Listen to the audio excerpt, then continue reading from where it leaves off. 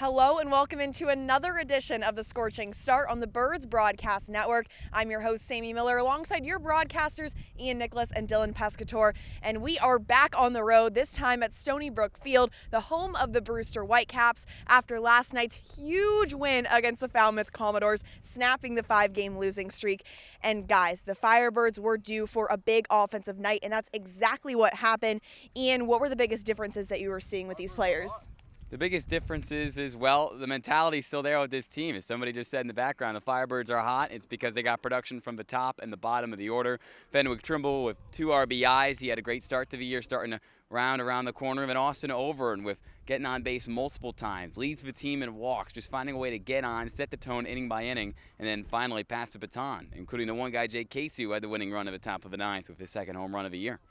And one of the biggest parts of their game that was so strong, yet again, was their pitching. Dylan Jacobs, the Stetson starter, he came out, he pitched 4 2/3 innings with 3 strikeouts. Dylan, what type of pitches were really working for him? Yeah, I really liked his changeup along with the slider, and it was not easy sledding for Jacobs. He had a 2-run lead in the first, however, gave up a run in the first, gave up a run in the second, some uneasy defense from the Firebirds, but then he locked in that 3rd and 4th inning, and part of the 5th, he was locked down. And Jake Casey has been a player who has really developed. Last night, Kelly Nicholson gave him the player of the game. It was huge honors. So, Ian, the question is, how have you really seen him change offensively and defensively in a very positive way? Well, he man's a strong left field. Whenever he's out there, he looks pretty good. He hasn't made a single mistake, no errors for Casey out in left. The home run really big for him. Had double-digit home runs in the MAC last year with Kent State. His second home run as a Firebird last night could not have come at a better time in need of a bit of insurance in the top of the ninth. I'm excited to see if it can continue, though, Sammy. I mean, Brewster means a little bit more to him than the average Joe. His father, Sean, we've talked about him a lot, but tonight, a little bit of a connection. Sean played for Brewster and was pretty good back in the day in the 90s, so who knows, maybe Jake can make it 2 days in a row and against his father's old team. I love it. And today, starting on the mound, is Chad Gartland, a right-handed pitcher from George Mason. He's making his first start today. And when I've talked to pitchers in the past week, they said that first start, they have a little bit of nerves out here on the Cape Cod League. Dylan, how do you think that'll affect him today? I don't think it will. This guy brings a lot of moxie to the mound. He has a lot of confidence. He even came in as a relief role a few days ago against Harwich. So he's already got a little bit of Cape experience under his belt. He's got a good pass. He's got good confidence on the mound. And he's going to bring it with a lot of all-speed pitches too today. And this is the first time the Firebirds will be facing the Whitecaps. So, Ian, what should we be expecting from this Brewster team? You should be expecting a Brewster team that is excellent in the East Division. Championships in 2017 and 2021 across the league. Back-to-back years, they have won this whole thing. Jamie Shevchik is a player's coach, just like Kelly Nicholson and really all the managers here on the Cape, but a younger guy who recruits really, really well. So expect a lot of SEC, a lot of really talented guys for a coach who coaches a Keystone, who's still able to pull in some really talented names. And guys, you know what time it is. It's time for Keys to the Game. Dylan, how about you? My key of the game was what happened last night. It was elite bullpen pitching from the Firebirds. Riley Fry, Sean Madsen, Danny Carrion came in, all locked down. Keep it going tonight for the Birds for the win. Ian, how about you? What's your key? The offense needs to stay hot, and the top of the order is where it starts. Austin Overn, 5 games in a row. He's got on base. Joe Oyama batting second tonight. He's got on base 4 games in a row. And then Fenwick Trimble with 2 hits, 2 RBIs last night, batting third. Those 3 guys need to produce, set the tone, let the offense roll. Well, I'm excited. It should be an amazing game, and stay tuned for a lot more content on the Scorching Start. All right, let's go to war, boys. You guys can get out. I'm now joined alongside Harvard pitcher Sean Madsen. Sean, first off, how did it feel to snap the losing streak and get the win? Felt really good. I think it was great for all the guys, great for team morale. The locker room was a little fun, and the bus ride back was fun too, so it was good for the team. And you came in at the bottom of the ninth. What were your emotions when you were running onto the bump? They were riding pretty high. I was excited more than anything to get back out on the mound, and I trusted the guys behind me, and they had a nice little lead because of Casey's bomb, so I felt pretty good. And walk me through the play of your unbelievable catch on the bunt. Just take me through that. So the first pitch, I threw it up in the zone a little bit, saw him pop it up. I was like, maybe there's a chance. I'll just keep going up in the zone. And, I didn't expect that to make a diving play, but it worked out pretty well. And the Cape Cod League is known for having some of the best hitters in the entire country. So how is it really pushing you as a pitcher? I think just going out there and just kind of trusting what I have has been big. Like hitting my spots, all that. I'm not really trying to overpower the guys because I know how good they are and what they're seeing all year. So it's kind of just trusting my ability and hitting spots and doing what I can to kind of beat them in a crafty way. And the bullpen as a whole seems to be super close. So how awesome is it to have guys that are constantly supporting one another? It's amazing. I think I've never really been a part of it until I got to college, and I've never really been in the bullpen at college except for early last year, but it's pretty cool coming here and being with these guys, and everyone gets pretty close talking and joking around down there, and it's a good time. Well, thank you so much, and good luck today. Thank you. Hey, set the tone, boys. I'm now joined alongside Firebirds manager Kelly Nicholson. Coach, how did it feel to get the win and see all those guys cheer last night? Yeah, it was great. We'd been on a little 5-game skid, as you know.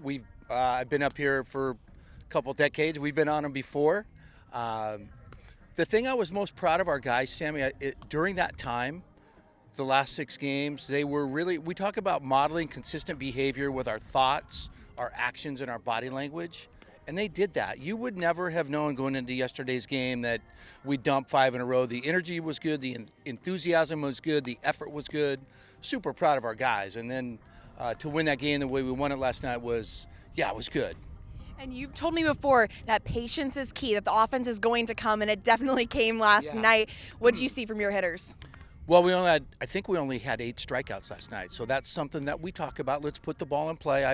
I've said it before. I've said it all summer. The more we put the ball in play, the better the chance we have to get base hits, and then that's the way we score runs, right? It's about touching home plate more than the other team, and luckily we did that one more time than Falmouth last night. So that was the thing that I noticed when I got home and I checked the box. I think we only had 8 strikeouts, which is good in this league. And Sean Matson came in, was incredible in the 9th inning. How important is it to have these closers? Well, it's really important. Matty, he's a strike thrower, and he's athletic. That was first and second and nobody out, and they're trying to move runners, and he made a great play. I mean, a game-saving, athletic, great play, and, did a nice job, got a ground ball. They ran. They ran. They went double steal on us, and they put him in at second and third with one out. He got a ground ball to Johnny O, and then had a really good hitter, I believe, pop up to end the game, and Hallbach made a nice play over there at first base. He's athletic. So it was a good win, man. Then we had a little pizza after the game, so it made the bus ride home a little bit sweeter. Doesn't get much better than pizza and a win, Coach. Now let's talk about today. It's Chad Gartland on the mound. What should we be expecting from the George Mason pitcher? Hey, it's a pretty live arm, right? He's draft eligible. He's got experience. So Gardy threw well the last time out. We expect Gardy to throw well this time out again. That's why he's starting for us. And I'm sure Brewster's going to run out a good guy as well. His name slips my mind right now. I was actually talking with Jamie Shevchuk this morning, but they'll be good. Brewster's always good. They're really well coached. So we have a beautiful day. My wife's here. She landed. So, either way, it's going to be a great day. Coach, it is definitely going to be a great day. Good luck tonight. You bet. Thank you, Sammy. Well, I thought I would bring in 2 guys who know a little something about the Brewster Whitecaps. They're broadcasters, Jack Gordon and Francesco Simone. Now, guys, they were unable to get it done last night against the Harwich Mariners. Jack, the question is, what went wrong for the Brewster Whitecaps? Yeah, it was a tough game, kind of the first time that Brewster got blown out this season. So obviously you want to put that one in the back of your head and, just move on to the next game. But last night, it was a good start from Sam Garcia. It's just some struggles in the bullpen, too many walks. That's kind of where they went wrong. And we've had 9 games for all of us now. What have been the biggest strengths so far? It's kind of been a tale of 2 seasons so far for the Whitecaps. Early on, they were hitting the ball out of the ballpark at 5 through their first 3 games, but only 1 since. Now, the pitching's really gotten it going last night's 9-3 loss notwithstanding, but before that, 3 straight games have gone really well on the mound, so you want to put those 2 things together to be successful. And you guys are known for having some pretty big bats in your lineup. Jack, who are a few players that the Firebirds should be watching out for today? First one, I think Trevor Austin. He was one of 2 people with a hit last night. He just manages to get on base every single game. Not a ton of pop in his bat, but the kid bat over 300 in the SEC at Missouri. So I'll start with Trevor Austin. Then I think James Tibbs. I think he's going to start heating up tonight. He's one of the best batters on this entire team. Been a little bit of an early season slump for him, but I think today's the day.